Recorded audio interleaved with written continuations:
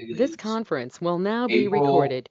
28th, just checking the date, 6 p.m. It's the Woodsboro Planning Commission called to order. We'll start with the roll call from my right. Carmella.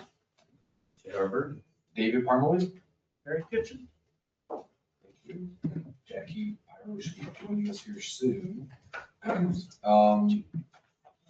don't see it on the agenda. I'll make a comment now with fellow commission members. I think Travis, you guys heard, if you not heard, Travis has resigned.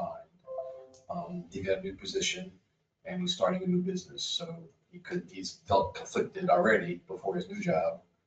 But his new job and then starting a new business, he just decided that it was just too much.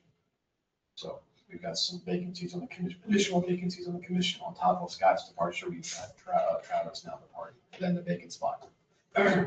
All right, first item is the approval minutes. Last time we met was on March 24th, 2026. Did anybody have any questions, comments, deletions, additions, edits to the meeting minutes?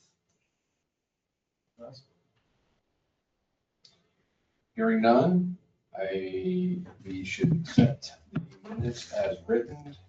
Drew, thank you. Staff, thank you. First item up under plan review, concept plan is the Tractor Supply. Okay, Tractor Supply has not formally submitted anything to the town, but I have had a number of meetings with them, and they do have a draft plan, which I'm showing you here. The reason I bring this up is one of the issues that we're discussing right now before they file their actually site plan with the town. We're discussing, they have two processes they have to go through. One, they have to subdivide the land off. Tractor Supply is not buying all 10 acres. And they have to get a site plan approved. And we had a meeting out there with the owner of the property. Eric, you were there. I know Tony was there. Rachel was there to say what part of this, which way you guys are going to go down the road. Here's this concerns just to keep you in the loop. If you subdivide the land, you give them 3.2 acres that they need, and they do the site plan, and we have a requirement, now they need more land, they got to go back to the site plan. Or you do the site plan first, but it's conditional upon the subdivision so that you have it correct. So what they would like to do when they do submit is they're going to submit two plans, one a subdivision plan and one a site plan at the same time, and work with them simultaneously. So that's what their intent is. Again, they haven't formally submitted anything. This is a draft that they're working on. One is an aerial photo and the other kind of lays it out. For those of you that may not know what we're talking, this is Dollar General over here. This road would be extended. This is field. And believe it or not, Nelson Baker has already talked to the owner of this property, Mr. Clements, and he's willing to give a driveway access into the back of the ambulance company. Well, that was the intent. That was the purpose of that. Perfect. That's correct. Things are coming together as planned. So, And the balance of the 10 acres is northeast? correct. Correct. So again, that's just giving you all, again, nothing formally has been submitted to the town, but by the same token, as I have these things and I acquire plans that I can share with you all, I want to do that. That way it just keeps everybody, keeps it familiar. The public gets to see what's coming. It just keeps it on the agenda and just keeps it fresh in our minds. So if you have any other questions about that, I'll be happy to answer. In any of these discussions, did you get any indication of what they want to do with the balance of the property? No, they have no intentions, no people lined up. I asked if they wanted to subdivide off the other lots, and he said, no, we're gonna wait until we have another client. And he said his focus right now is to close the deal on the contract with Tractor Supply. Because typically what these companies do is they have options. You know, they have an option for 90 days to study, and then they gotta pay a fee, and then they can do another option and an option. So he hasn't really signed the dotted line yet, but it's pretty close. So I would expect, they have already done the traffic study. They've already submitted that to State Highway for review. That's why they're talking to us now. Right. When they get their response back from the State Highway Administration as far as the requirements, any additions to Beal Lane or anything like that, once they know what that is, that's when I think you're gonna see a formal submission come to the town for review. What's your gut feel on state? Think they would require it like there? No. I think it'll require I think what it'll do is they may make them put in some geometric improvements so that a light could go there in the future. Because when you actually have, because if you think, we look at the zoning on that, again, where does this road ultimately going to go?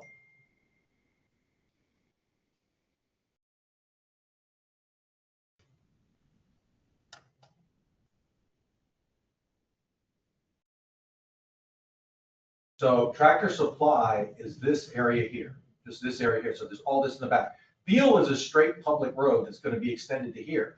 Is there any reason to think to extend it any further? It's something for us to think about, because otherwise we're going to have a town street that just dead ends at Tractor Supply.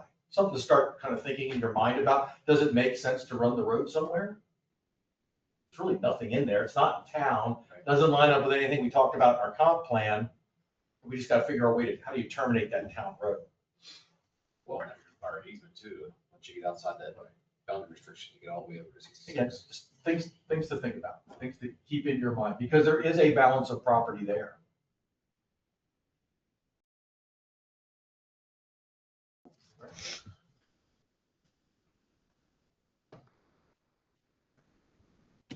Okay.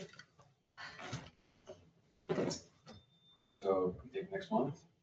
I don't think you'll see anything next month. I'll probably be July or August. You see something by the time state highway response. What you say, there's everyone on the street right now. Option 3 of Their extension. residuals period.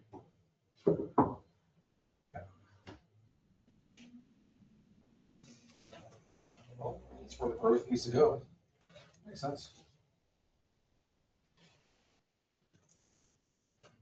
Let the record reflect, Ms. Jackie has showed up. Thank you. All right, thank you. Okay, Drew. All right, Battlefield Estates is here this evening. I'm going to give you a quick summary, and then they have a quick presentation of 10, 15 minutes. But one of the things I did want to point out to you all with regards to this is a simple question to the Planning Commission. Battlefield Estates intends to move forward with a higher density to request that. They're asking you a simple question tonight. Would you rather them file a rezoning request, as they did in the past, or would you rather incorporate it into the comprehensive plan update?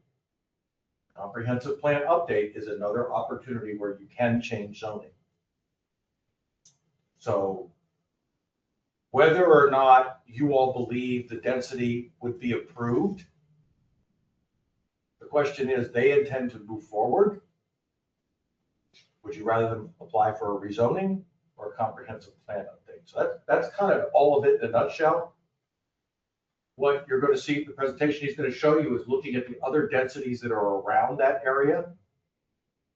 There are some arguments there that have to be given some thought.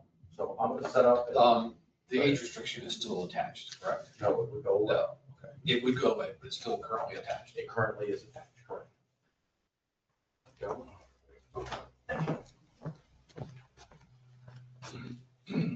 How much time do you think you're gonna need? I want to give you. Okay, good. Want to be respectful because we have a long agenda. Yeah, I just want to get this thing laid up. Appreciate that. No worries.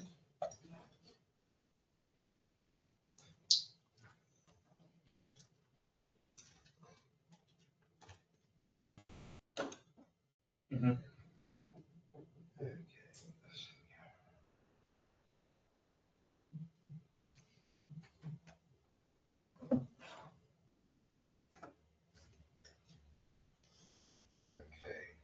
So to Drew's point, we're seeking direction from you guys because we believe there's ample evidence to support why this should be what we're proposing it to be, and I'll present that tonight. But, when we get into either rezoning, there has to be a proof of a change in the character of the neighborhood or there was a mistake. That's the two options, right? And comprehensive rezoning is when you're attempting to correct the record, if you will, right? Right size, if you will, the zoning maps and what's going on in the neighborhood, oriented towards the goals, right?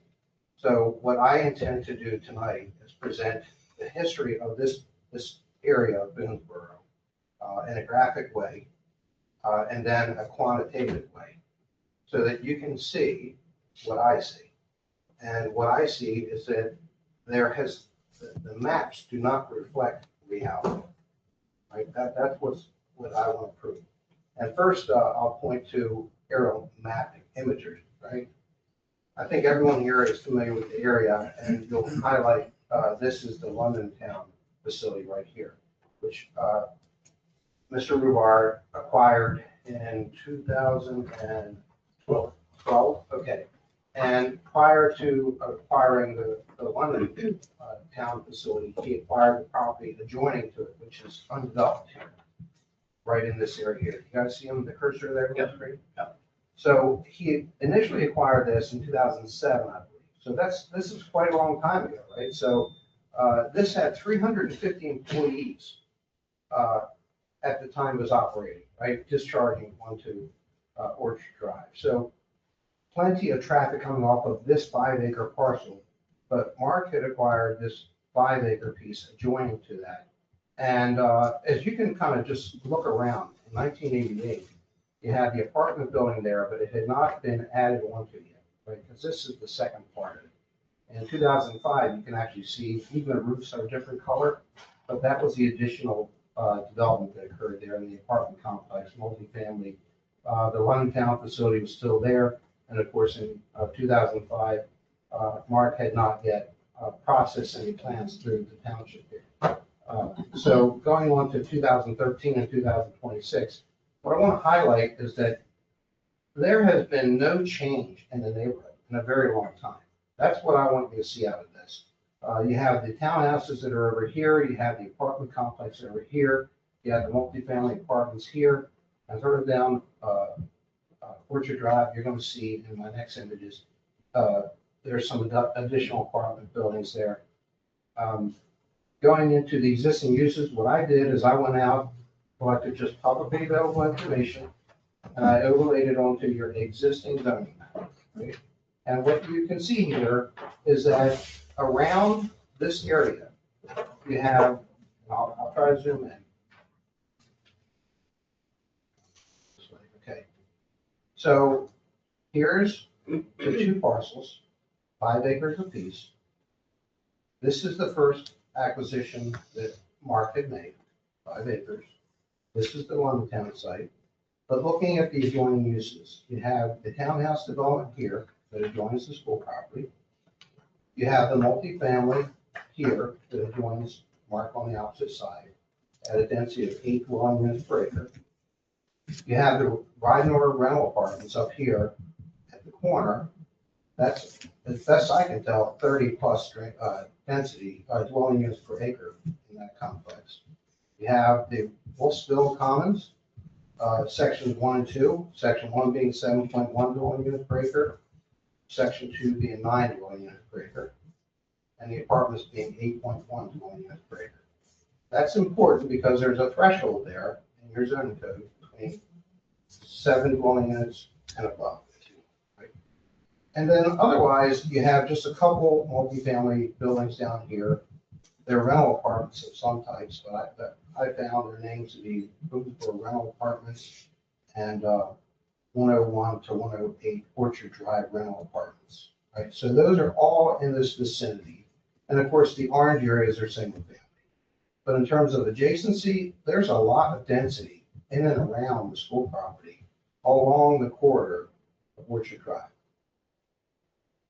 So just reflecting back, when Mark first acquired that first 5 acre piece, this commission approved a 35 acre subdivision on that parcel. This is the approved plan for that.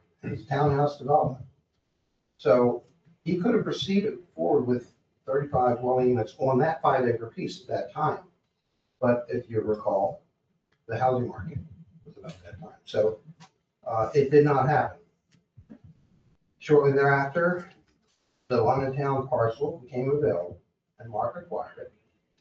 And at the time, he went ahead and revised everything he had going on for this,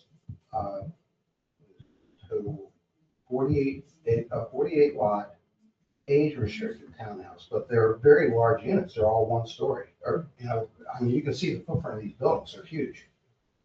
And of course, you can see you're covering that part, the combined parcels. I mean, there's a lot of pavement, a lot of building going down for this development. What we're looking to do, honestly, is townhouses. That's what Mark's intent here is. It was originally the intent on the first 5 acre piece. Then, of course, the market changed. Elderly housing was something that could be doable here, and then consequently, COVID and your additional developments that are going on around the fringe of the town, offering way more amenity than what Mark can provide at this location with just 10 acres. And consequently, it just seems, as a planner myself, if you will, a civil planner, that when you go in an area, you're looking for adjacency to what's around you, right? What's compatible to you. And if you have multifamily here and you have single family here, well, what is a good transitional use, right? And if you're going from apartment to single family, a good transitional use would be townhouse.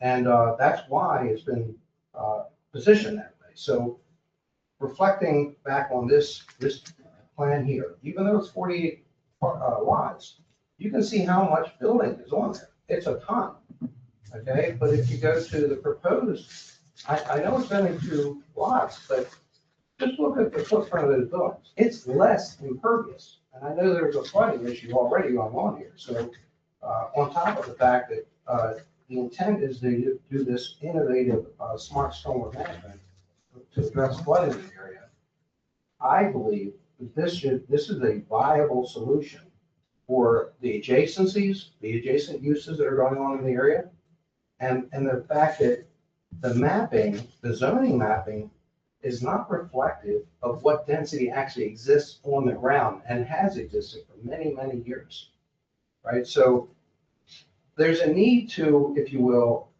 update the zoning map to reflect what is actually going on. Now, I'm not telling you to do that, but what I will say is that you have to recognize that the zoning map isn't in concert with what actually exists today in and around the area.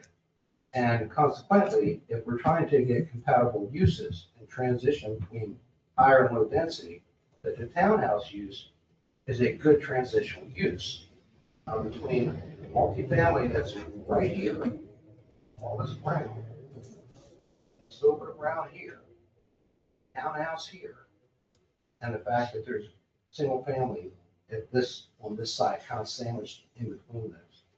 So we're looking for you to recognize what actually does exist today, the density in this area, and the disparity between that and the zoning map, so that we can proceed with this in the most appropriate way that the commission has in mind, whether it be through the comprehensive planning cycle that we would reflect zoning on the property to allow for this use, or that we go and rezone the property independent of the comprehensive plan.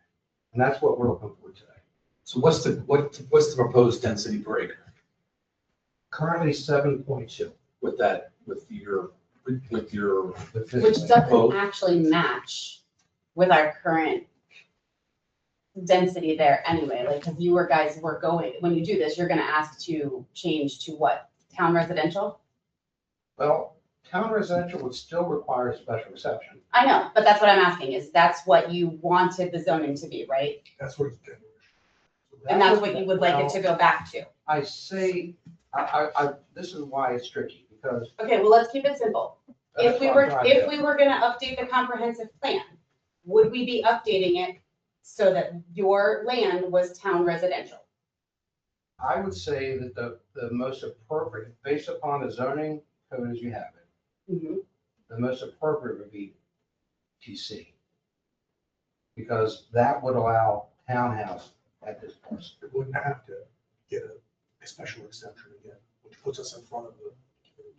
Okay, so my next question is, let's just say that updating the comprehensive plan for this is not an option.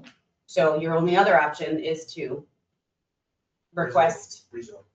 are you trying to do that tonight, or are you going to put something together? And Well, we're gonna have that on a. That's Drew an is entire already- separate process, that's all. Okay, because I'm gonna tell you right now, I am not willing to update the comprehensive plan for this, knowing we already think that we need to update zoning on the comprehensive plan. Probably not in that direction. And so I wouldn't really be willing to rush something. We didn't change zoning right now because, excuse me, we're behind on the comprehensive plan, right? So we need to get this one done quickly. And I think that changing any zoning is gonna require a lot of thought and conversation from all of us, so I'm not willing to do that. And I would bet you would get a lot of pushback from people in terms of the comprehensive plan to make that TC. I mean, what I told Drew is, I believe that the zoning code could appreciate some text edits. I don't disagree with you at all. I was actually talking to Drew about that prior to the meeting, just to make sure I understood our current text. I'll let other people chime in here, but from changing the comprehensive plan for this, I'm an absolute no.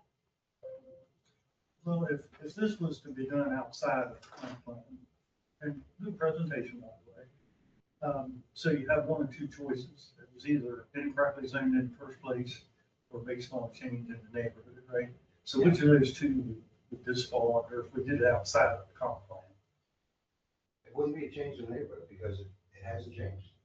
Well, it wouldn't be a mistake in the first place because it was a factory and it was zoned that way on purpose.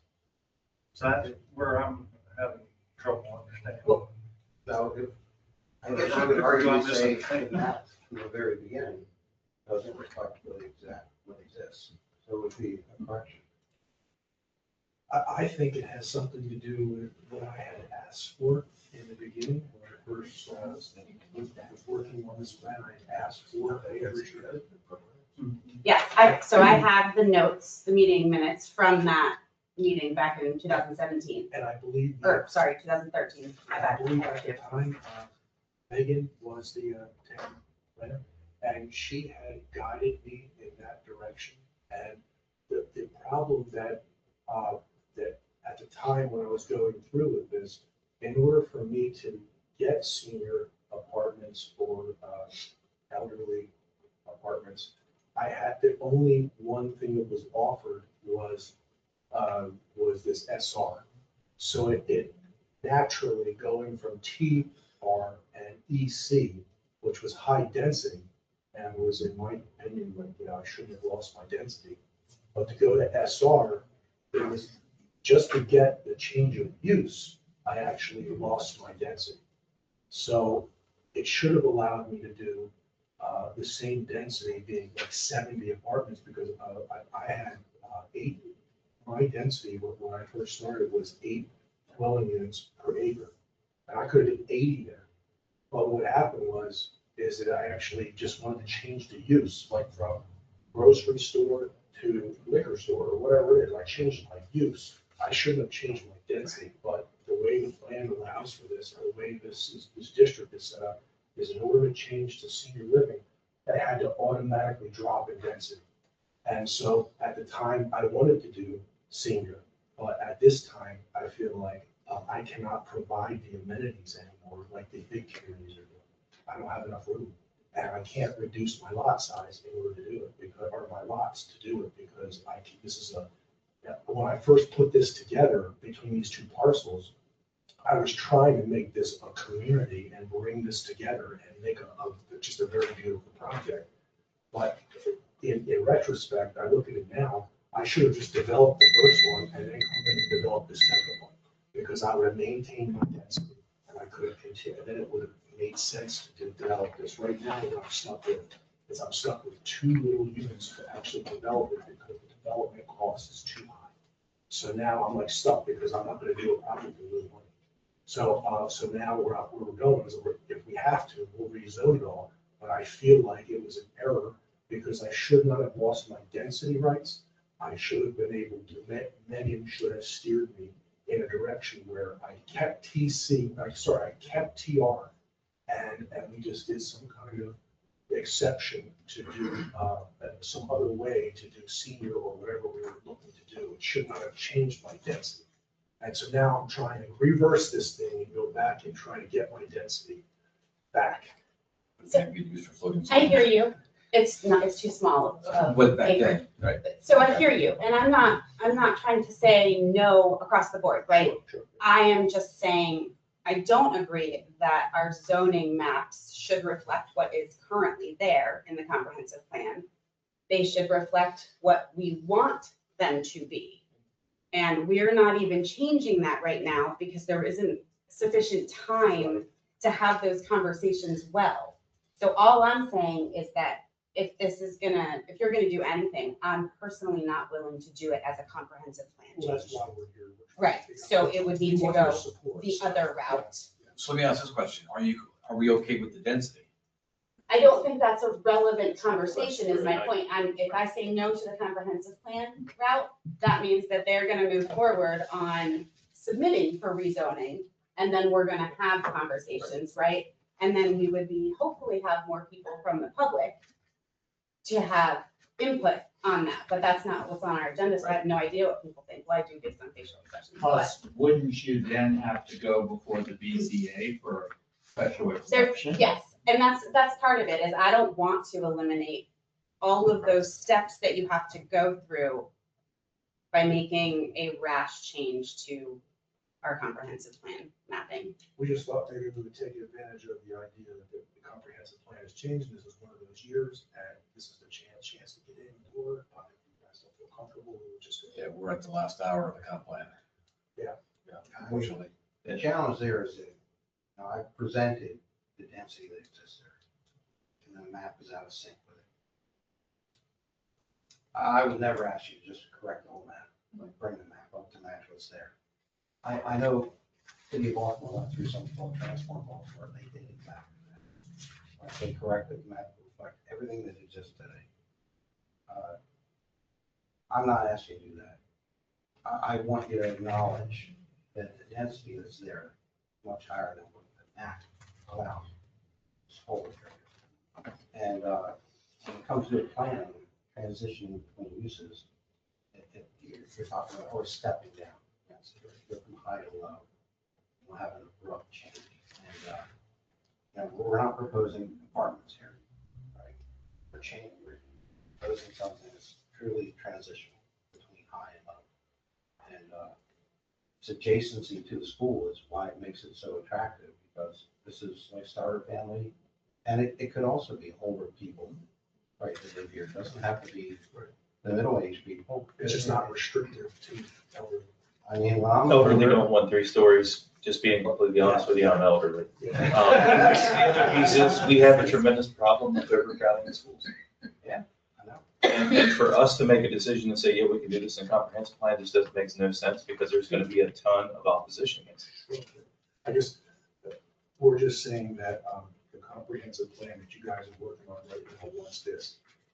It doesn't actually want this. It doesn't want Well, anything. what I'm saying is it wants to have a higher density near the schools so that it promotes walkability. That's all I'm saying.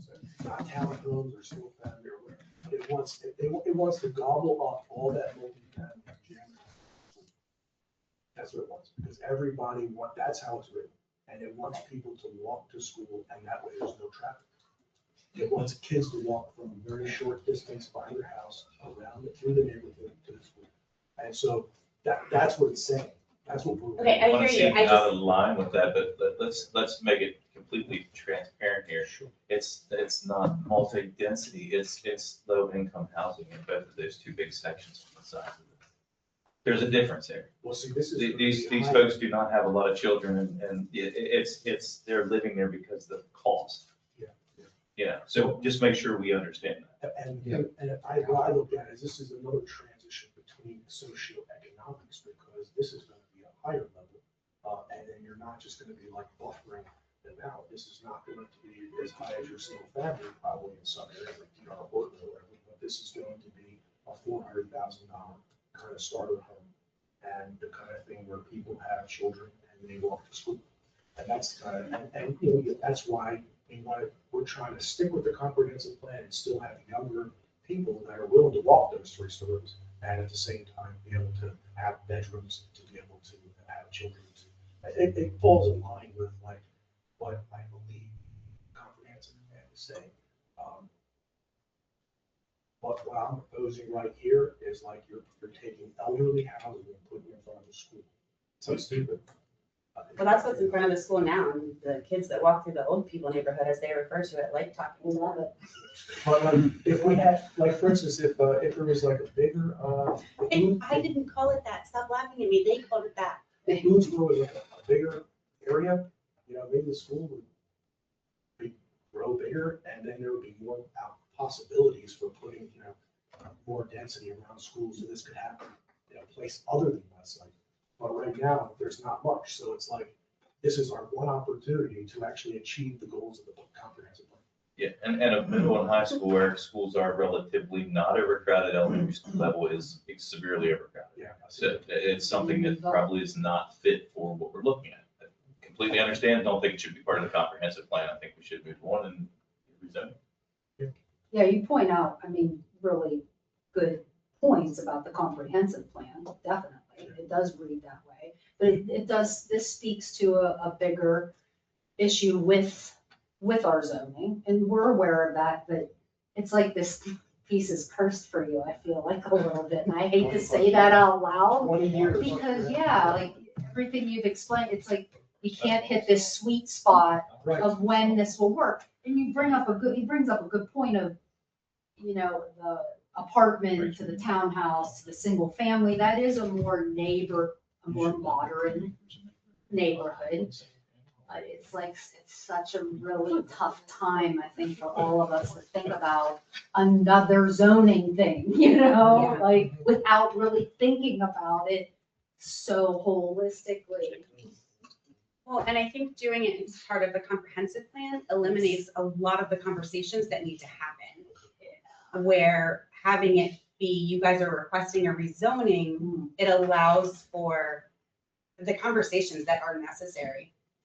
It gives me the And the chills last thinking time about there it. was those conversations, then, for some reason you pulled your application. So you've already had a second bite. I mean, after you heard people's comments, why did you pull your application? I think what happened was at that time, I had, someone had approached me and they wanted to buy the site and they wanted to build houses at the time, which were, I think, whatever style houses they wanted to build. So they wanted to come in here and they actually front ran that whole situation. I was just sort of sitting from afar and let them proceed. I think it might have been either Drees Homes or something like that. And so when they realized there was opposition, I think they backed down and realized that, you know, that can't be done.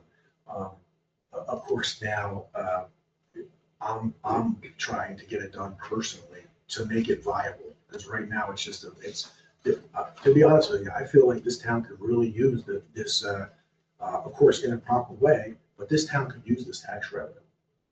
This town, you know, this has been 20 years. Think about it. If it was started 20 years ago, we had 20 years of tax revenue with something like this. And it's not like I'm changing anything drastically. I'm not asking for a casino or something. This is like, I already had 35 units that were allowed. And then, you know, and then I had the London Town Factory that was like totally capable of having higher density. And I could have been doing something different. I could have been like a warehouse or something, who knows what, right there. This is all like becoming a community.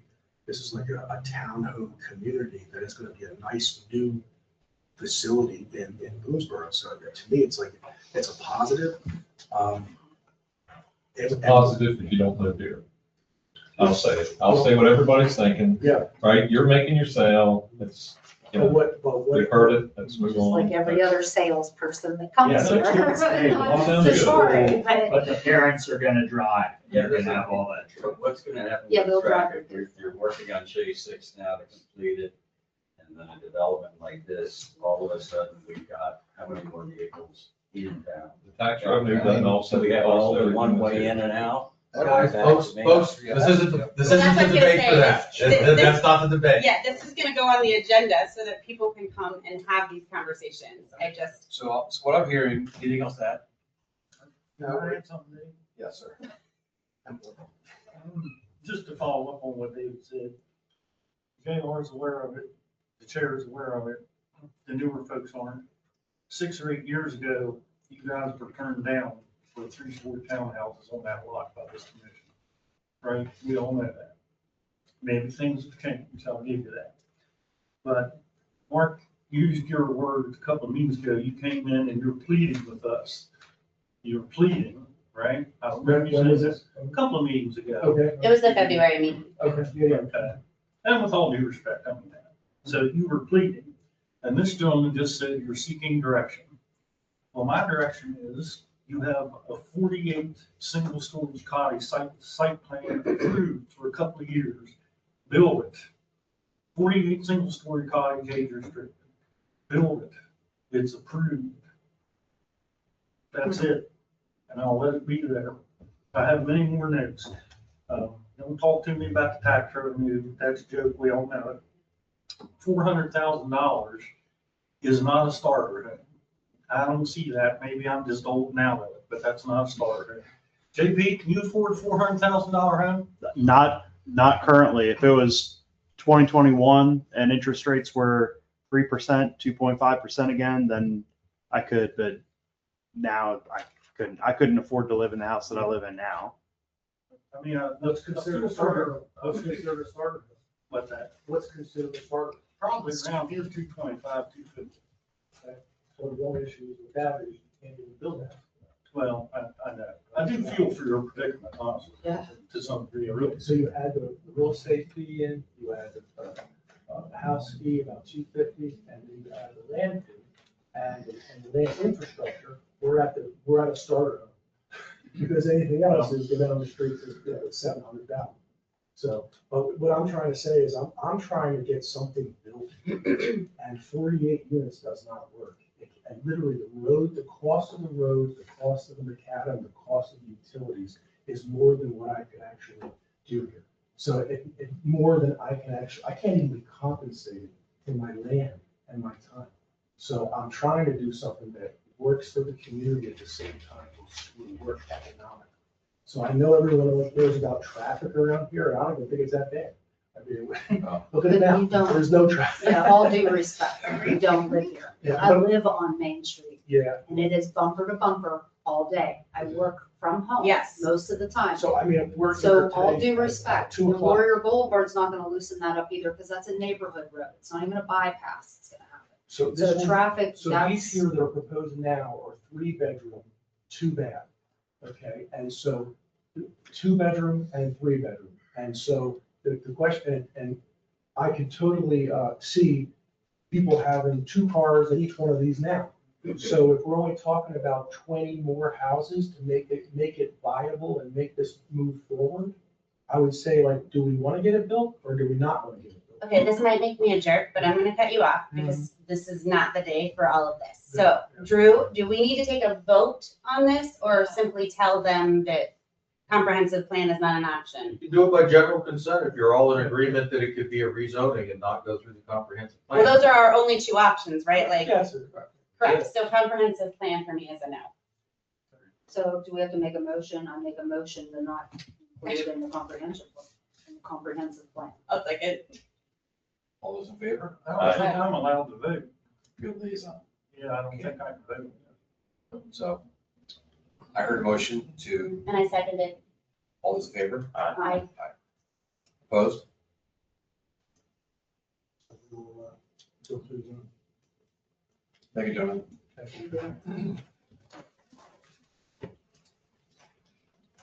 I don't mean to be rude. Oh, no, I totally agree. I mean, this is, we expected it. Well, I really do expect there to be lots of conversation, just not today. Drew? Fletcher's Grove? Fletcher's Grove, Ringley, and Fletcher's Grove, Dean North, I have no updates for you. We have not received any additional submissions from B&R Design Group, who's doing the design for that subdivision.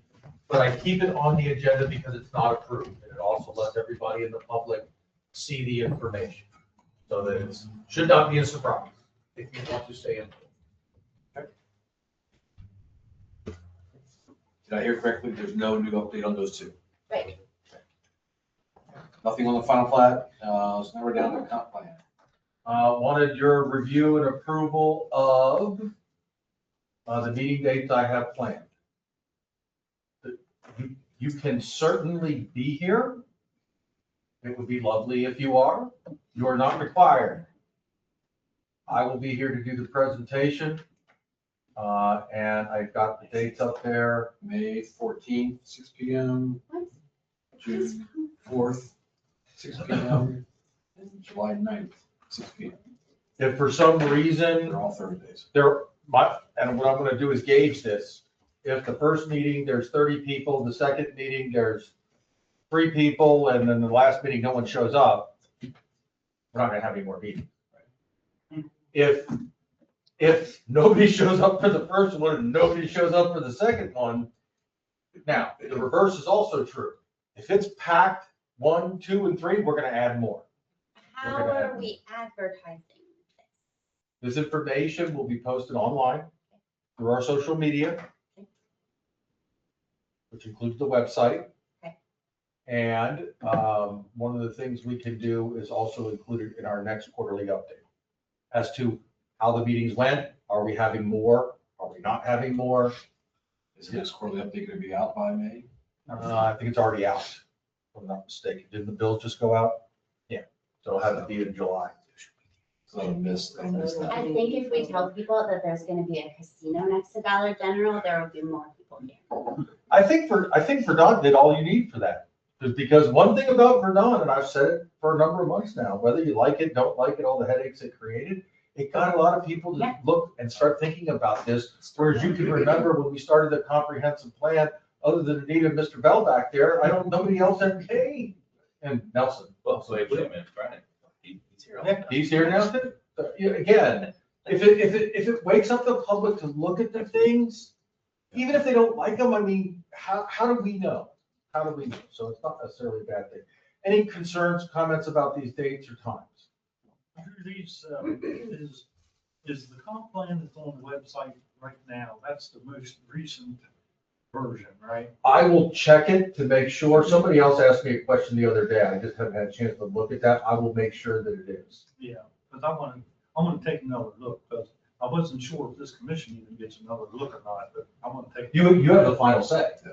Yeah. So your comments are the last ones that are So in that version, I believe, included what we had received from public committees, public input, not public as. The couple of citizens. meetings we had, right, where people Well, asked that, well, questions. you circulated around to other boards and the commissions and the county. That was the pre-comp plan where we were gathering what people were looking for, and then now we're on the post side. We've taken what you've said, we've regurgitated it, we put out a plan. What are your comments on the plan? So the only remaining body is the citizens. Citizens and review agencies, which they're reviewing right now. I'd like the BMUC to take a look at just that section too, because I know they probably haven't, as a group, maybe individually they have, but as a We can group. let them know next month and just say, hey, it's on the website, please take a look at it. Particularly pay attention to the water and sewer side, Yeah, because that's their realm. yeah, I just wanted to make sure that was the most recent version on the website. So I'm gonna go take another look. Did you have any concerns about specifically for the BMUC? Just to make sure that they were okay with the numbers that are provided in there about the water availability. So we continue to talk about that all the time. But those dates, if you're all fine with those dates, I'll reach out to Kim, the office manager, get the annex room reserved and help those meetings. Can I ask how you're going to do the comments? Once before, you said you would split it into sections, like 1 through 5 chapter, or are you just taking, is it just gonna be a free-for-all 3 times? No, hopefully not. It gets that way sometimes, not by choice, but just by the people that are involved. My goal is to do a short presentation about 10 or 15 minutes on what the comprehensive plan is, what the process is, the general layouts of the plan, and then to ask for comments, specifically for people. And what I'm gonna ask for is substantive comments. I don't want any growth ever. Right. That's not useful. Comment specific to the plan. Yes, To the section. that's what we're paragraph. asking. I don't ever want to see a house built. Not relevant to our discussion. Well, Dave will have the gavel that night. That's the point. Move along. If you want to say, we have too much high density, I don't like that. That's a valid comment. We would like to see it down zone or zoning change in the density. All relevant comments. We believe your water numbers are wrong. Or whatever, or we don't like the idea of Warrior Boulevard going here. I mean, those are all relevant comments to the plan. But if people are just gonna come in and yell and scream of what they do and don't want, those requests and those people are allowed to say what they want, but it is not gonna be taken down as a reviewable comment. And I'll make that very clear to you, so that everybody has that opportunity. And I will request for everybody to please follow up with all of the requests that you make in writing. And the reason for that is, I don't want to misinterpret in the minutes what somebody said. If they follow up in written terms, then we can actually have exactly what they asked for.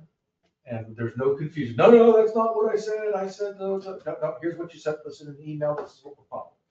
So that's the intention. You're helping me understand, and I'm not picking on anybody. Suppose somebody has a reviewable comment that you feel is legit.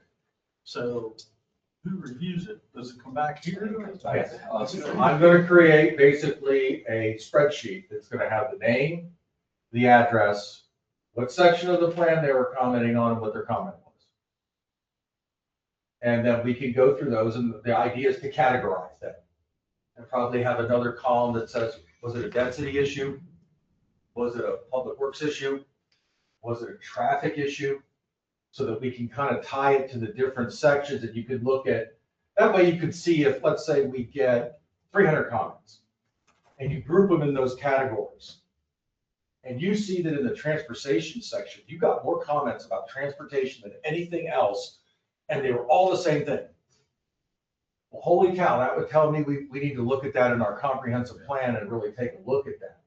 Or if you get somebody saying the densities are too high and gives a reason for it and identifies it, and that's a big comment. Again, if you get one comment in the environmental section that they want a bigger buffer around the stream from 50 feet, they want 100 feet.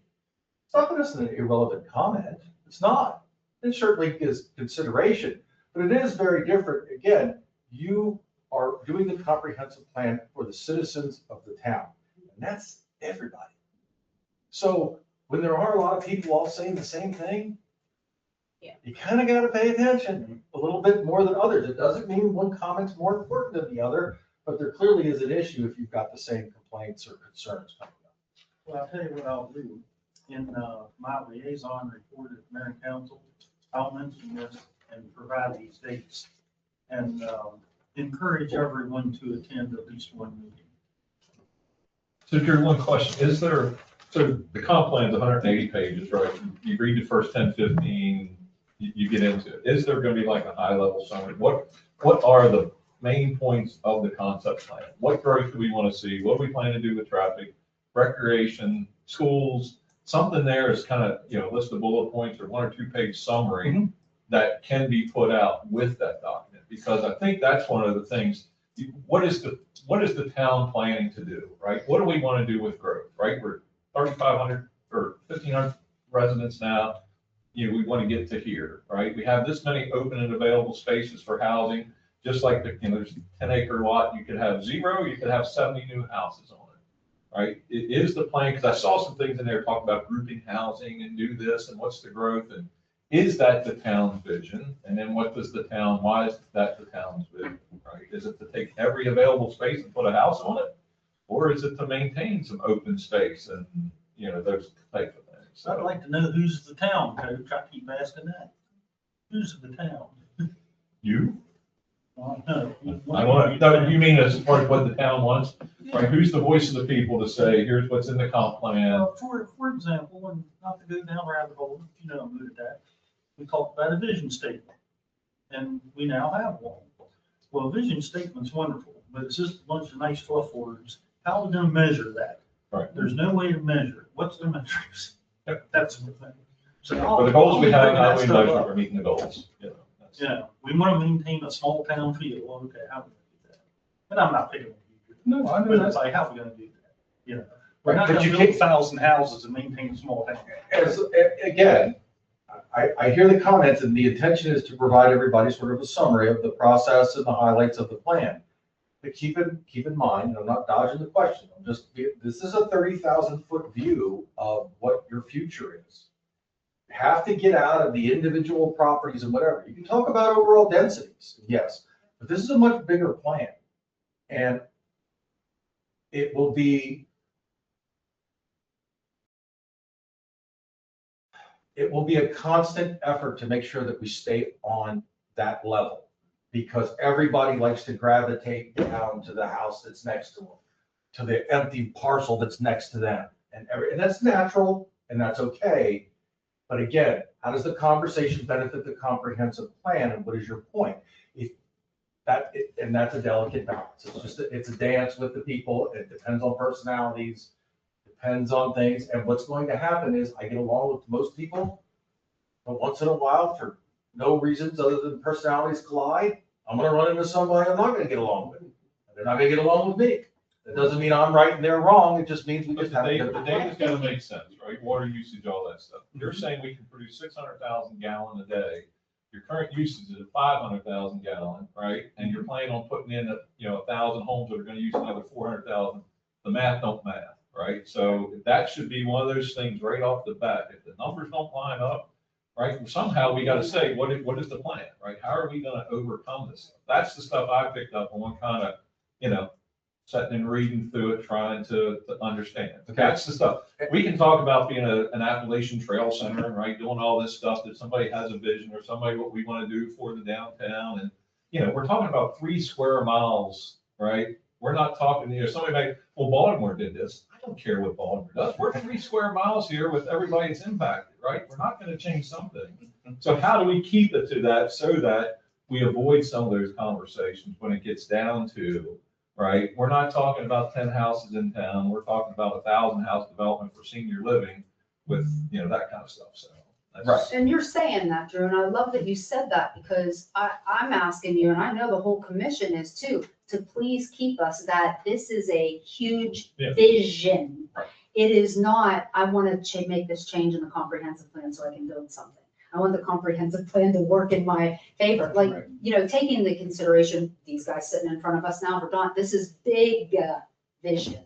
So if you could please steer the whole community and all of us, all the commissions, to keep remembering that it is just that. Well, I think And you bring up a good point with the metrics, with a vision. If we can't gauge our own selves according to something, then I think we keep getting into like what I was concerned about the other night. Like, we keep making these decisions and then going, oh, well, why do we do that? I don't want us to do that anymore. I want us to be like, hey, we did pretty good making that decision. It's not perfect, but And I it's don't, great. and I don't disagree. I Yes, think I- having metrics are a great, good thing. However, the downside is, are we measuring it in 30 years? Are we measuring it in 15? Well, it's every 10, isn't it, that we have to do this? Every Yeah. 10. But When we're are- behind, when so are- I when are we- I suspect When are we we're going putting to that do the measure next in the one ground to sooner see if we because met that goal or not? it's like we have to get this done.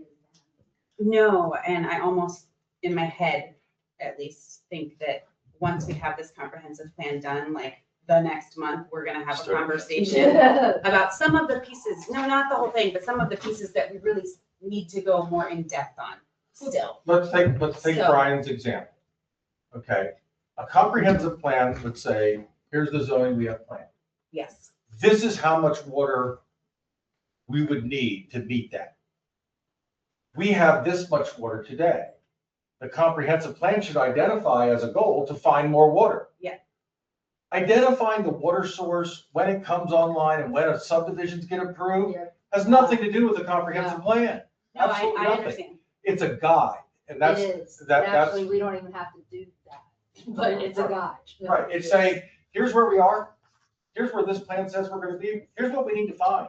This is what you need to go do. After the comprehensive plan's adopted, then what's supposed to happen, in theory, is every decision that you make on a rezoning, on a subdivision, on anything, a site plan, should go back to the comprehensive planners as following that. Mhm. That's the general rule of thumb. It's like the guardrails, I feel like, and then the things need to go, they need to be further sifted, and they're sifted through, like, obviously us, but ordinances, like, all kinds of other things. But what we can do, and this is something I've been wanting to implement, and we'll start it this year.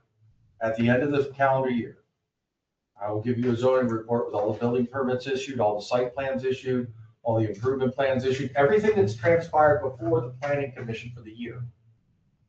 And you can then have a meeting where you're looking at your yearly report. Mhm. Did this site plan, did this Board of Appeals, did all these actions taken by the planning commission, did they follow our comprehensive plan? Yeah. Actually, that's in the charter. We've just never done it for years. Yeah. There's supposed to be I an thought there annual was report. some I saw online that there Yeah, was a maybe yearly. 10 years report. ago. maybe. I've seen the yearly Okay. report in some of the Yeah, meeting I like minutes, but I don't know if that was something that was then discussed, or if it was just a like. But there's, That's awesome. but That's there's your awesome. metric. Yep, Because it's a good review for you all to see how busy you are, what's coming through, what's gotten approved, what's gotten turned down. It's just a summary And what report. got out of those guardrails. Right. So we lesson learned, so don't do it again. Well, yeah, does it speak to the mission? I guess one more comment to Mr. Jim in the back corner. I'm sorry, I don't know your name. My only issue about providing an executive summary, I get it, I know the importance of it, but people need to read the damn thing cover to cover. So, because That if we said, give. though, 180 pages is one of the biggest ones in this but general area. public It's is not really, reading that. Well, yeah, it's really too long, and that's not to shit on what we've done, or what you guys did before I even got here. Not that, but it No, really I get it. truly is too much to read through. Everybody else's, and no, we're not, we're only 3 square miles, but the example is, we do want you to be able to read it, you to be able to read it, you to be, everybody, and you can't read that. It's hard to read, it's a lot. Not everybody's even gonna understand No, everything in there, yes. because it's not what they So do my, every so day. my, so my, Headings. and I don't disagree, but so that's it's a pro and con on it. Right, What we the con is, it's not gonna be all inclusive of every single thing. It's not gonna be detailed enough, to your point. So the meeting's gonna be high level, but the executive summary is a higher level. So, Yeah. and there's detail in there that they probably need to go and read. If they've got concerns, they need to go and read it and just Yes. base it off the executive summary. So that was another point. Yes, So but it's then that's a double. whole nother layer, because then it's like, well, in the executive summary, it said, you're like, but you All didn't right, read so, it. so on the 9th, assuming we have 3 meetings, we could have 4, could have less. Let's assuming on the 9th of July, we're done. We will then, as early as August, My intention is for you all to spend the summer reviewing the comments and updating the comprehensive plan accordingly, so that we can then hold the actual public hearings for adoption in the fall.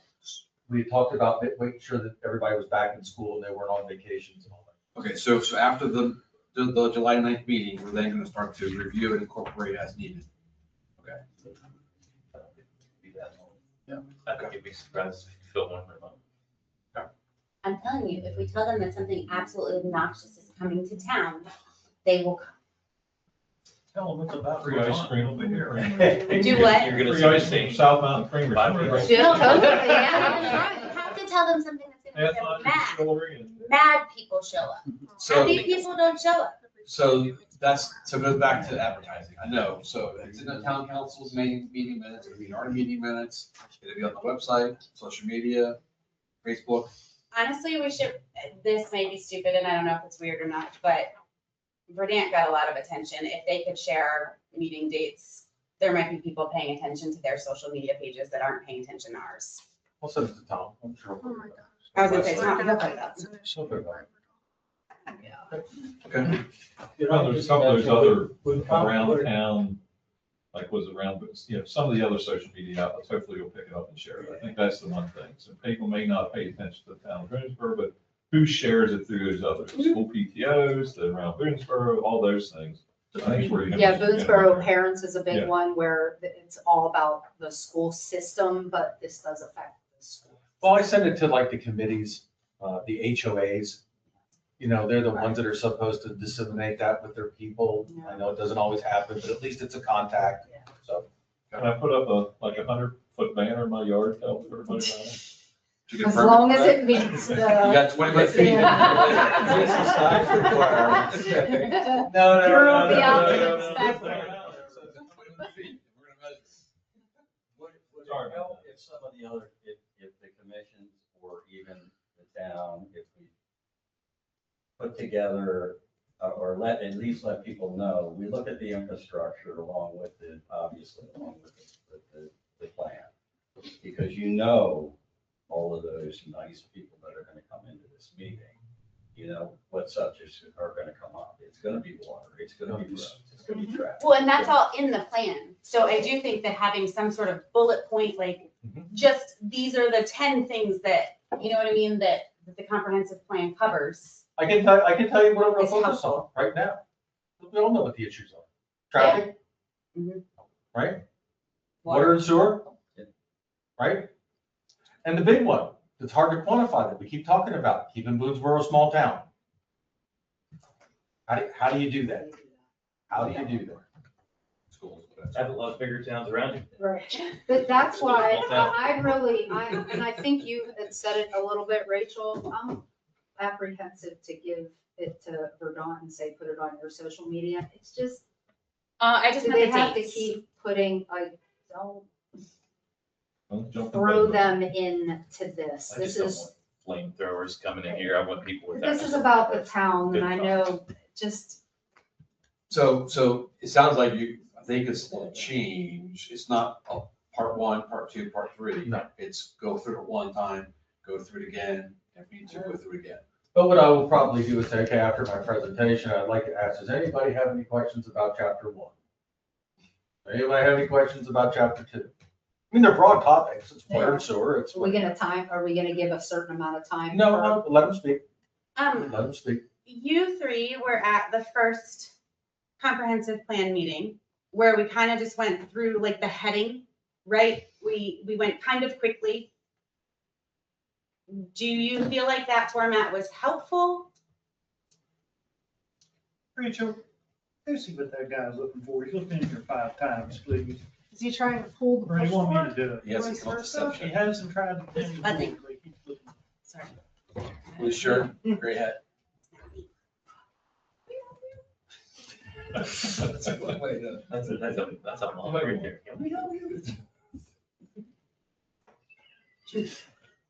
Go down the sidewalk with them. Maybe he's lost. And she's so nice. This is a small town. That's a small town. Okay, You're right there. I did have a. The chairman of the planning commission tells the town manager, go out and see what that guy needs out there. That's a small town. Well, but instead of saying, how do we stay a small town, I don't think it would be a bad idea to ask people What is to your definition? define what a small town is, because admittedly, I moved here from Brunswick. Brunswick is way bigger than Boonesboro, like, now. and I promise you, I told people I lived in a small town. I know who owns those businesses. I ran into no shortage of 25 people in the grocery store in my pajamas when you don't want to see them. Like, so I would have said it was a small town, right? Because of the familiarity and the camaraderie. So I do think it would be helpful to know what people consider a Well- small town, and not in terms of numbers, but in terms of the feel. It's subjective. I mean, Right. it's more of a cultural thing than it is something that you can measure. Well, but that's So- why I want to know what they value from that culture. It's that value. I want to know what's important. Yeah. He can talk, it was good input. It is subjective.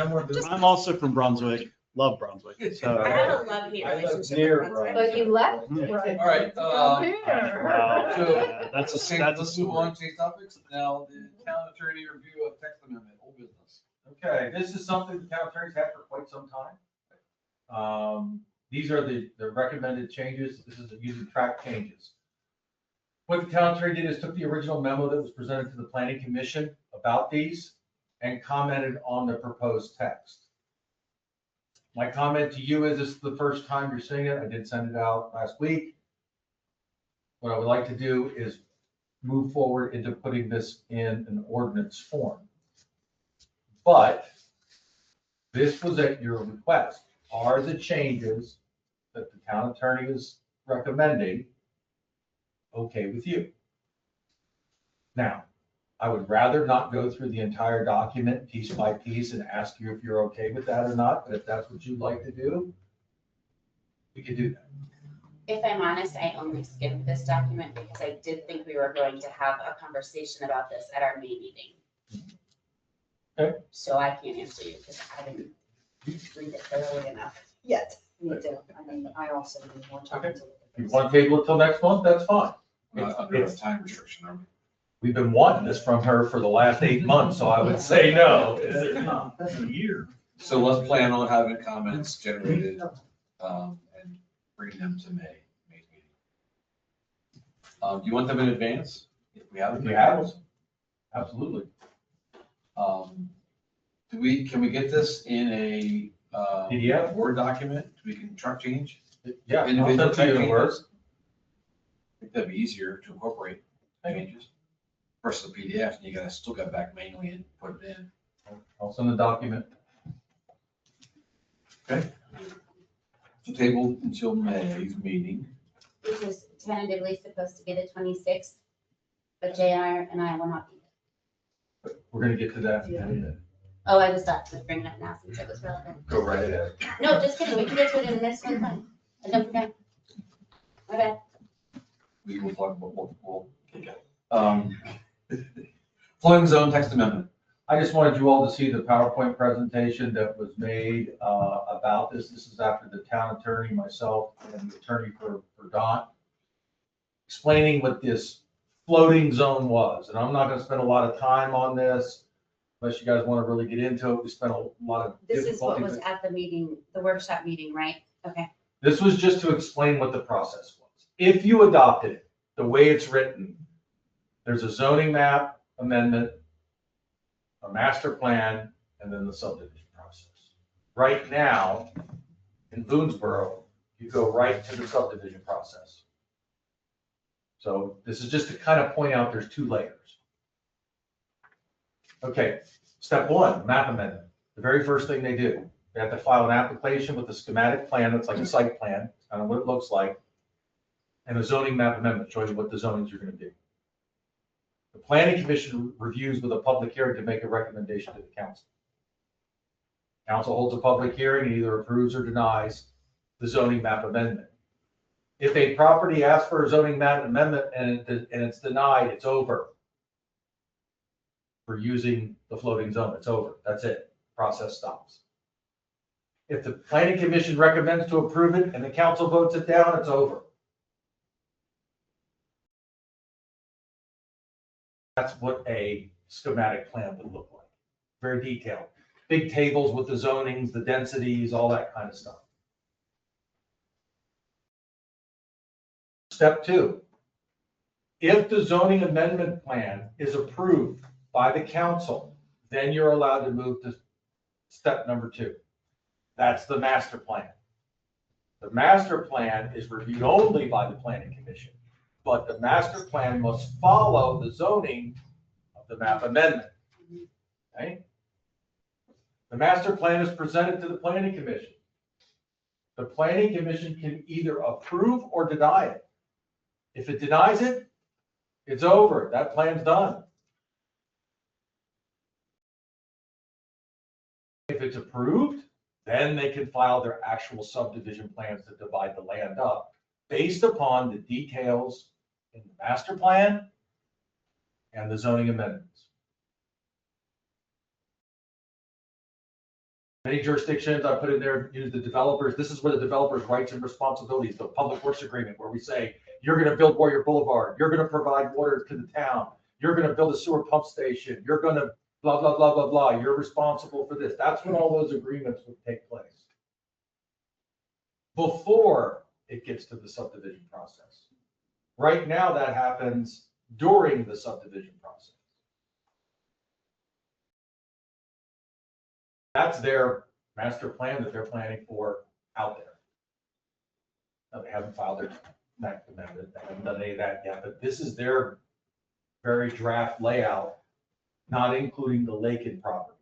This is just TT&K and Float. This is not going up behind the auction house. This is staying strictly, I want to say strictly on the south side of Lappin, but that's not really true because Flook owns all up by that intersection, so it's really not all that either.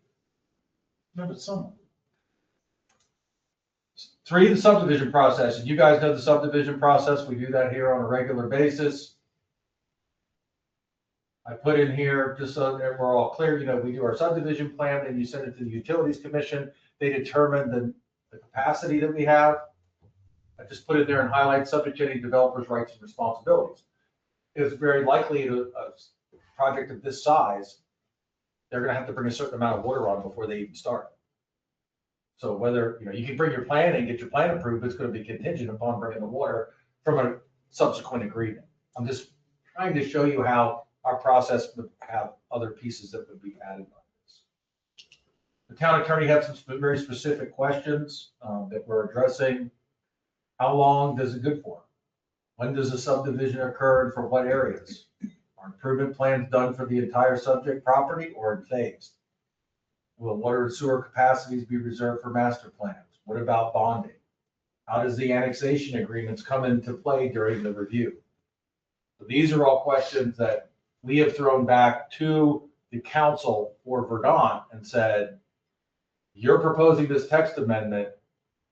There's a number of other things we talked about at the workshop, definitions, other things like that. But these were the big questions that the town attorney was asking. Because we do have annexation agreements with these people. And some of these things may go in direct violation with the annexation agreement. So you would have to amend the agreement, amend the resolution. There's going to be some legal hoops we have to jump through. This is all paid for by Verdant through that escrow that they have established with us. So that was the presentation that was made. It was a pretty good discussion, Eric. You can chime in if you want. I know you were sick as a dog. Yeah, you did a good job. It really was two pieces. It was the process and then the text amendment itself, where everybody was there. I know Dave was on travel. Some of the audience wasn't there, maybe so just for their benefit, just a couple of things that struck me. In the very first piece of the process relates back to a previous point. The PDD's, if I can call, the PDD's proposed phasing schedule. Well, there you go. If they come in and want to build 500 houses in the first year, that ain't gonna work with me, okay?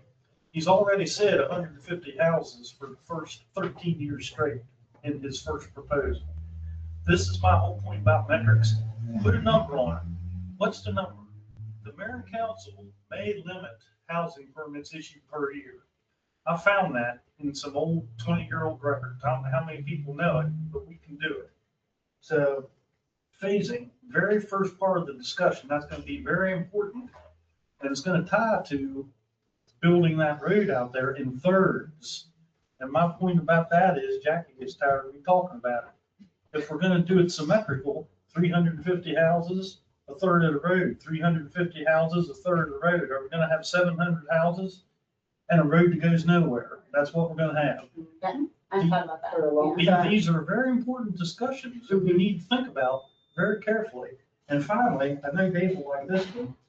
In the very back of this, it kind of just cracked me up. Subsequent modifications to an approved master plan. After we heard once the master plan's done, you can't change it. Well, they have this whole page about subsequent modifications, and they talk about what is minor.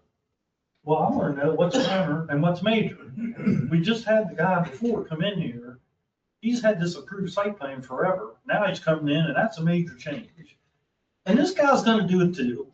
We all know it. It's going to happen. The market's going to change. 1,055 and older homes ain't never going to fly. So to steal Jackie's words, we got to tighten this thing up. What about subsequent modifications to a master plan? What does that mean? We better be real careful. And with that, I'll get off my soapbox. But I'm sorry you had business travel and had to miss it.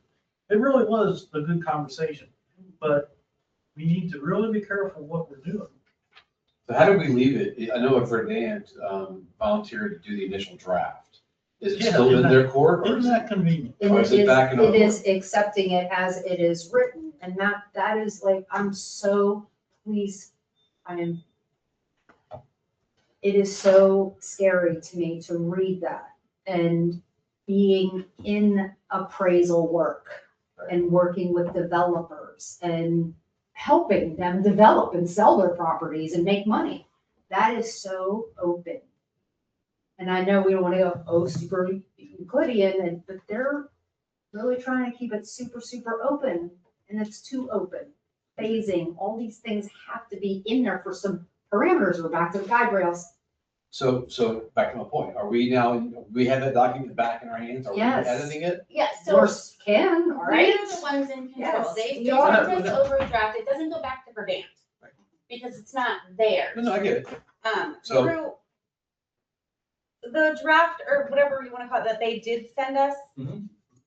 is that verbatim what Newmarket has? Yes. Okay, so they didn't actually send us their thing.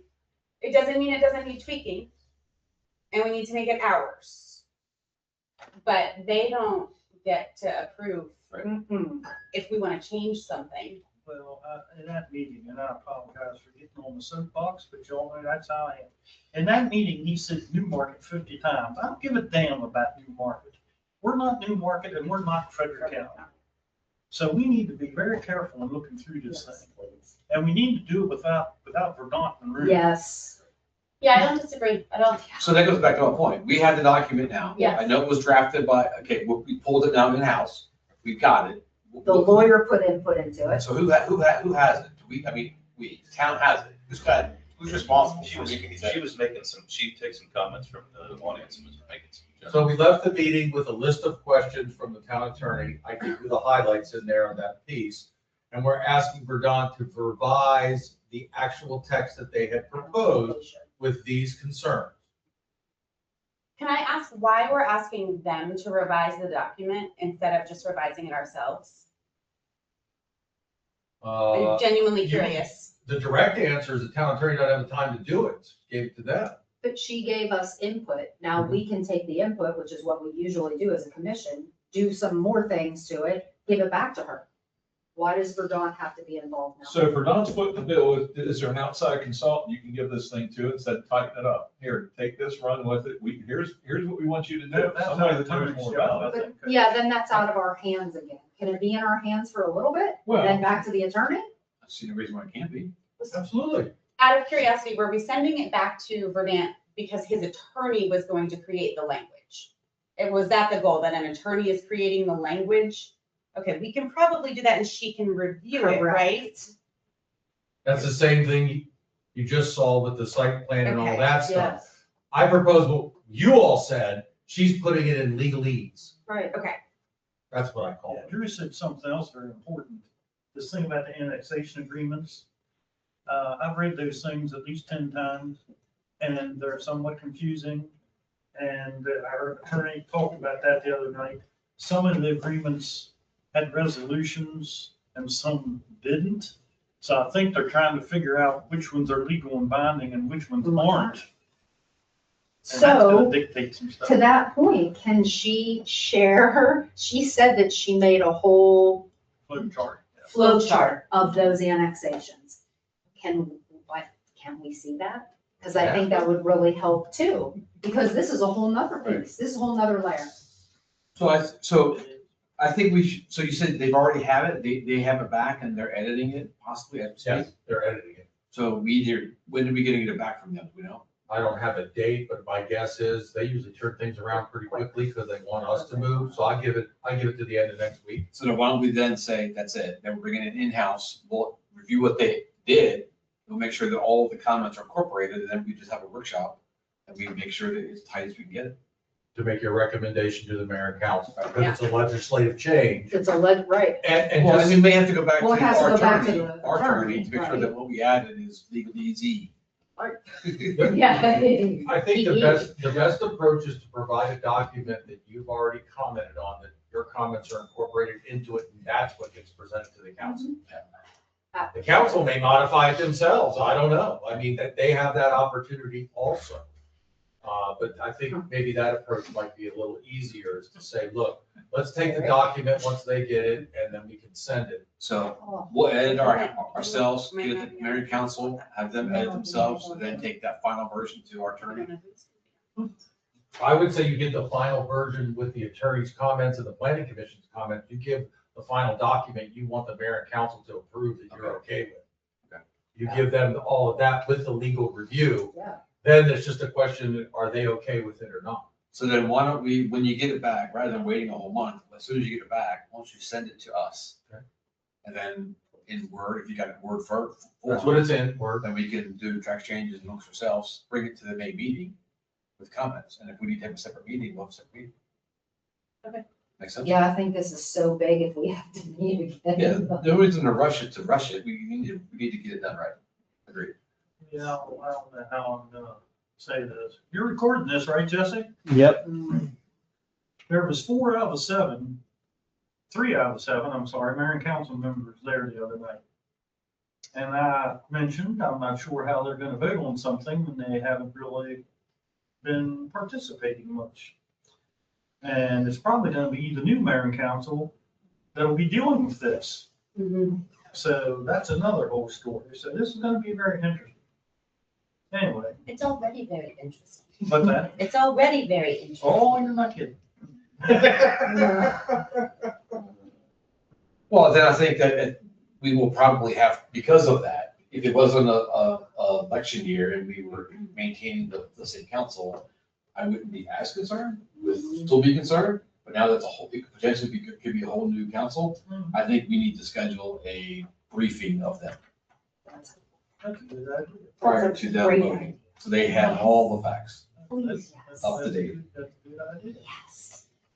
Because you're right, absolutely right. They're gonna look at a document without even reading it and say yes or no based on nothing.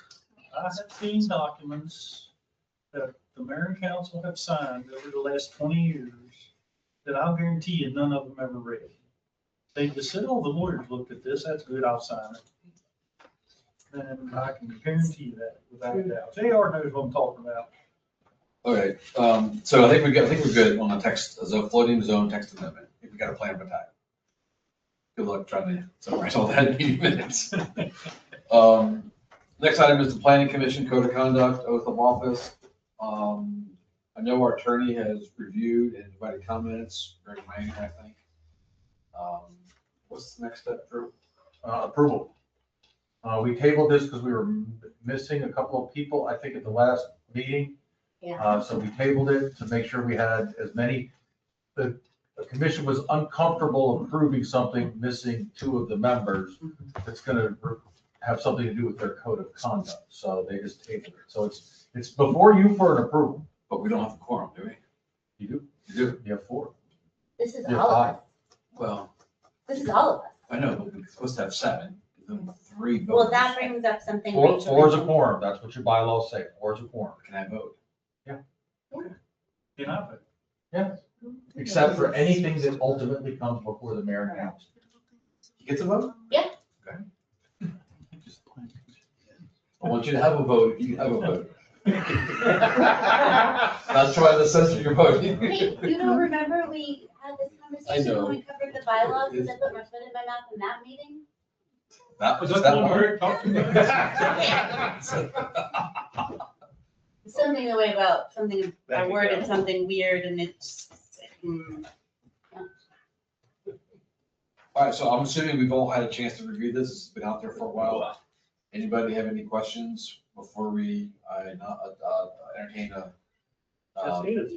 I had one question because the last time we talked about this, I was unclear. For the protocol of if someone was going to get essentially written up, right, for lack of a better term, what, because at one point we said it goes to the liaison to go to the council, but then at another point we said, okay, well, it'll go to the chairman and he can discern whether it needs to be escalated up to the council. And I don't think we ever agreed on what the protocol would be. thought that was gonna be incorporated in here. I don't see that. I think it was your discussion. And then I thought we did say it would be added, something would be added. Right, but you have two things to add. Which one are you gonna add? Do you want it to go to the chair and the chair decides where it goes from there? Do you want it to go to the liaison that takes it to the mayor and council? Just, I think a liaison, because the chair is part of the commission. Could be. Chair, Could be the problem. We're gonna say. We're part That could be the problem. Liaison's the problem. So what you could do is approve this with an amendment to add a clause that any violations of this will be forwarded to the liaison. I'll add that to this document if that's okay. Who is the Yeah, liaison? Eric because is just, currently. just to be completely transparent, we've Oh, had that's problems right. with That other would be commissions that have had the same problem with either the chair or the vice chair that was causing a lot of the issues. So we want to make sure that that's, So should we say the chair and the liaison? Because if it's one of us, I think for transparency, at least the person, if you had an issue and I was gonna report it, I don't want you to report your issues. I need to make sure, I need to hold you accountable, you need to hold me accountable. So shouldn't they both be copied on the issue? To make sure that it does get communicated to the council correctly? Not splitting hairs? So what's the process again? So somebody brings a complaint, I say, you know, I say. Somebody could be JR, anybody. Right, I'm gonna pick on JR, right? He called me the wrong name. I don't like him, so I bring that complaint in, present it to the board, right? So then what happens? That gets reviewed and it just goes, or should the board vote on it? Say it's something to move forward or it's something not? We don't think it's a violation. Well, would it be sort of like new commission members? You all vote, and if approved, then I take them to the mayor and council for approval, right? So I think what Brian's saying is you all should vote, come to the liaison. with the recommendation. To move forward. That makes sense? I think that's what you're saying. Yeah, somehow like that. And then does the person that's subject of the complaint, do they get a chance to either defend themselves or do they have to abstain from the vote? Right? That's the remaining members of making that decision. I don't know. I mean, you always have to have some opportunity there, right? Because you start, somebody finds out about it, they don't like somebody, they're just gonna start throwing stuff out, right? I don't, you know. Carmela said Eric talks too much in a meeting. I didn't like that, so. Yeah. It was a joking. Well, okay, what I said was, I wanted to know if he was a commission member, because if he's not, then he talks too much. But if he is, then he talks just the right amount. I needed to know what his capacity was up here. Just give them hypotheticals. So I do think that we need to add an item that when an issue, the issue needs to be brought in, it could come in from whoever, it needs to be brought to the planning commission for review against the code of conduct.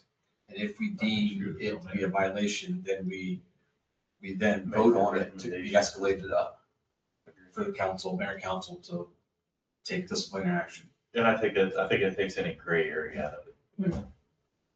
Let me write that up and give you a copy. Does that make sense? So Thank you. anybody, somebody can call Rachel, somebody can call you, somebody can report it in. It's gonna have to have some more detail in there, so Yeah. let me draft something Yeah. for you to look at, because you're gonna need a little Oh, bit you more. put the Yeah, legalese in. thank you.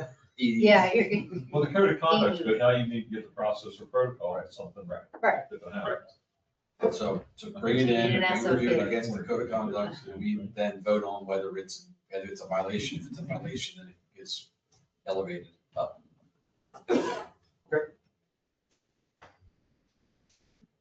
All right, last item is sorry for keeping us. No. Yeah, it's all right, but thanks, Brian, because honestly, Yeah. that is a Yeah. very tough thing. If I talk less, it wouldn't. So we got vacancies on the planning commission, we talked about it earlier on, Travis is gone, Scott's gone, there's 2 permanent spots and a alternate spot. I know we've received, at least 3 candidates that have expressed an interest in, some have expressed an interest just in the planning commission. Others have expressed interest in planning commission and other board commissions, boards within town. I know there's been I think there was some breakdown in communication, probably my fault, but I don't know if we're in a position to, I made a comment in an email that I think we were all part of, that sometimes this information that we have in front of us isn't sufficient enough for us to really make a decision to short this down, right? So the question is, how do we want to handle this? I think we need to bring the candidates in if we are want to talk to all three of them. Or do we want to look at these, talk amongst ourselves to see if what we see here in front of us is even somebody that we would want to entertain to be on the commission? I mean, when to me, this Travis is- and I both applied at the same time, you guys asked us for a resume and we both came in and you had a conversation with us separately. Right, no, I agree. But we also, amongst ourselves, shortlisted and declined to invite people in that didn't have anything that we see that was Okay. really even worth talking. So I think some of these, without naming the names, I don't have enough information in here that to draw on this conversation is, it needs to be somehow their skills, expertise, experience needs to somehow be pertinent to what we do on the planning commission. I think one of them is here. Yeah. I'm sorry, I don't know which one you are. That's right, Sam Chambers. Sam Sam. Chambers. Pleasure, Sam. So, well, you're here, so Yeah. is there any, is Harrison Stone here? No, it's just him, Okay. you that's here. He was the only one that was supposed to be here initially, right? The other two board. I think so, but I wasn't sure, so I just wanted to make sure that Okay. you had all the applications that we recently received. Okay.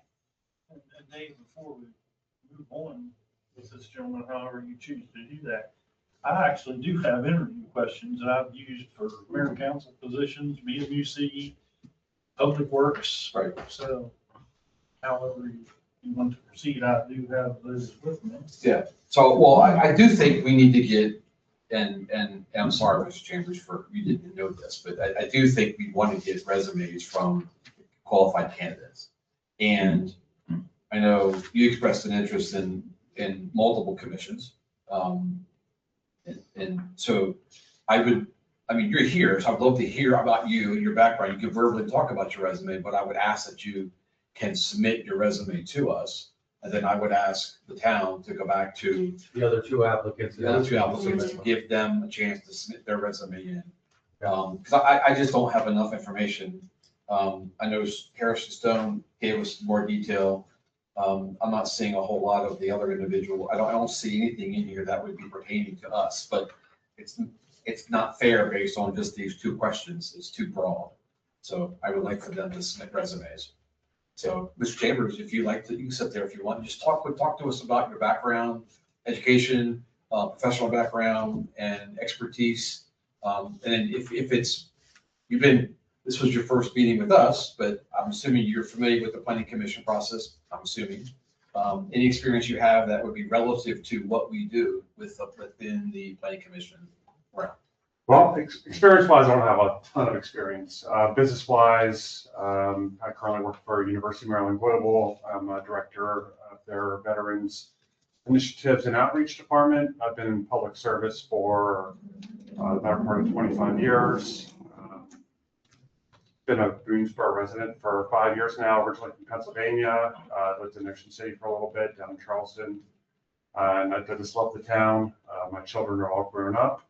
Off Oklahoma State, University of South Carolina. I have another one in Ocean City, Maryland. Primarily remote work, so I have a lot of free time. I'm very dedicated. Education, I have associates, bachelor's in business. Currently pursuing my MBA as well. Operationally, I have a very fluent in business operations. That's primarily been my background and profession for the last, at least the last 10 years. I don't think it's fair to bring this gentleman back after getting his resume, because he pretty much just gave us his resume. Do we want to ask questions now? And then we'll at least have that under our belt, and then we'll look at the other two candidates' resumes, and then decide either bring them in and interview them in May. That's a recommendation. Anybody disagree with that approach? A process question, should this be recorded? If you bring somebody else in, I mean, should it be, if you bring somebody else in individually, there's gonna be recorded for everybody to view? I don't know. Is Good it- point. That's a good point. Good I point. will not record it. No. Yeah.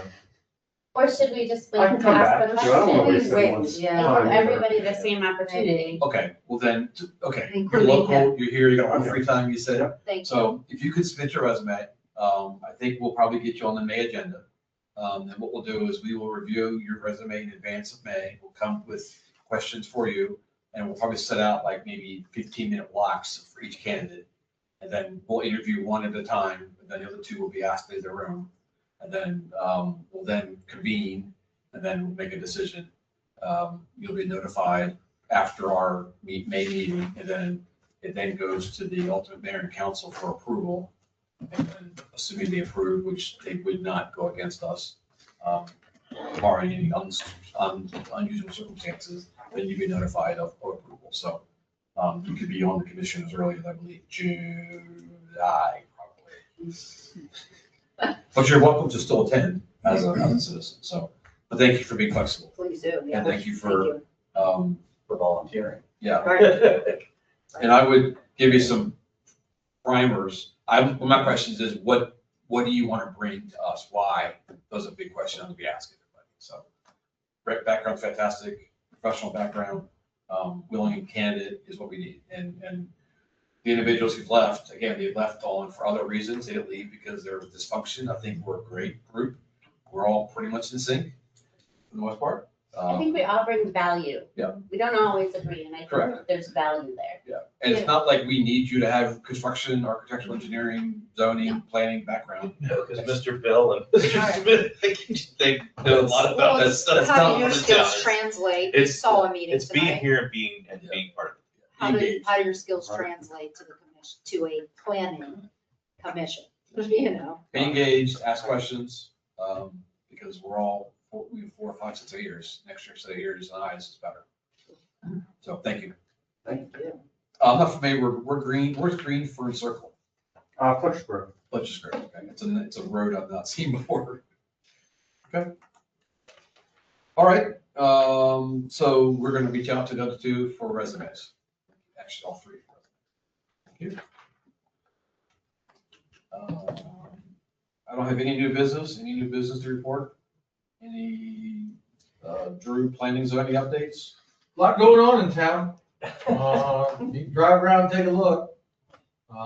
Dean South, multiple units going up. Chase 6 Boulevard is built out to the right of way. You'll notice McElwee House is gone. Barn's coming up. Yeah. Whole building got finished today, the concrete. Did they finish it? Yeah, they finished it today. That's quick. Highs is out there doing their thing, and if you went down 34 today, HRI is setting up for the water line that's gonna be going on there. So there are a few things moving in town. Not to speak, everybody in town that's not cutting their grass, their neighbors are calling me for the grass line. So Grass, please. if I don't respond immediately to your call or your email, it is personal, it's not intentional, but very busy. If there's a specific question you have about some project, please let me know. I can give you the latest and greatest I have. Is there an ordinance saying that I can't mow my neighbor's grass? Nope. Oh, you're gonna have to Right on. Who said that? Oh, just easier to mow. than argue. Just curious. Just wear protecting, I don't think they'll care. full body armor. Is there a schedule, anticipated schedule for punching through, putting the light up? J6 Campus Drive, Campus Avenue? Yeah, I've got a schedule if you guys want me to send it to you. We're still targeting to have all that done before August, right? And we Turn it have a on, back- functioning? And we have a backup plan if something goes sideways. So you always gotta have a backup plan. No issues with the supplies, supply chain, they're coming, poles coming, lights are No, coming. state highways approved the mast arms and all of their materials. There's construction stake out there. You can see where the new entrances are gonna actually be going. If you actually go out there and stand and look, you can actually see where they're really gonna go. So we're just trying to get all the pieces in, get Mr. McElwee moved, because we'll take down that building. And then they're just gonna rock and roll and go straight through. When are we gonna start, when are they gonna start realigning Campus Drive Avenue? I don't forget what That will not happen until after the kids are out of school. The end of school. That's the hard and fast date, which kind of rolls into the next issue, is that our next planned meeting in May happens to be graduation night, and you will not have a quorum because you're not gonna have two here. So do we want to reschedule? Yeah, well, Yes. have to, without doubt. I think we have too much that's gonna be on the agenda to straight up cancel. We have to, Can we do a week earlier? in theory. Oh, I can't, I'm in Portland, Oregon. Does it have to be, it could be, can we do it later in the week? Wednesday, Thursday? So I would say not to do Wednesday just because the rain date for Oh. graduation is Wednesday. Or should be 28th, I can do the 28th or the 29th. Friday, I'd rather shoot 28th. We have an issue with 28th? It's not one of those comp plan dates, is it? Let me just look. Oh, No, No. May 14 and June 4. Okay. All right. That's the only one I was worried about. I'm free. May 28th? Thursdays are just terrible for me, but I didn't make it happen. sorry. Is it time issue? Yeah, I'm in Annapolis. Wanna start later? Thursday. Start an hour later? I don't wanna do that to you guys. Really, I'm the only one, so. Well, we used to start at It's just 7. one meeting, it doesn't We matter. used to start at 7 o'clock. I mean, you're moving the meeting anyway. If you're gonna move the time, now would be the time to do it. We can do it at 7 o'clock. I mean, Okay, that would be awesome. I'll just leave there by 5:30 at the latest and still make it. Oh, you're moving. Well, Thursday. I go. all right, so we'll move it to Thank Thursday, you. May 28th at 7 PM.